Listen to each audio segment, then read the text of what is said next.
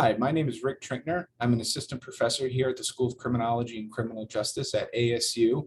As a scholar, the thing that I'm most interested in studying and thinking about is authority relationships. I will never forget my freshman year of college in my Introduction to Psychology course, hearing my professor tell me about the Stanley Milgram experiments. I was absolutely transfixed by the idea that people would deliver lethal shocks to a complete stranger simply because an authority that they believed was legitimate told them to do so. From that point forward, I was absolutely hooked. I wanted to understand everything about how people interface with the authorities around them. Why do they comply? Why do they obey? When and where will they cooperate? Why do they sometimes defy authority directives? This is what I wanted to spend my life studying. And as I continued in my career and my studies, I naturally gravitated towards youth interactions with authority.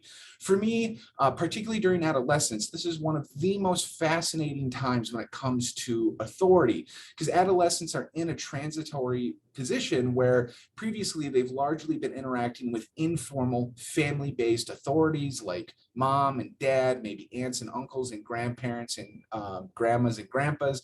And now they're starting to move into a more formal world, and they're starting to interact with teachers. They're starting to see police officers and interact with those folks. And what's really interesting is all of these different authority figures and how people interface with them have been linked to things like delinquency and contact with the youth justice system. Moreover, when you actually look at the things that make parenting effective, or what makes a teacher an effective teacher, what makes a police officer an effective police officer, you see a lot of consistency. So it seems like it doesn't matter what kind of authority you're looking at. People respond really well to authorities that show care and concern about them, that listen to them, that have conversations with them.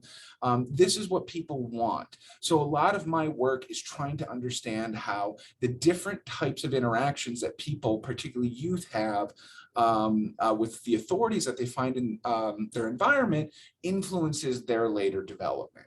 And ultimately, my goal is to hopefully translate the work that I'm doing now into real world applications where I can work with teachers, or I can work with police officers, or I can work with parents to help them interface with the youth that they come into contact every single day. Thank you.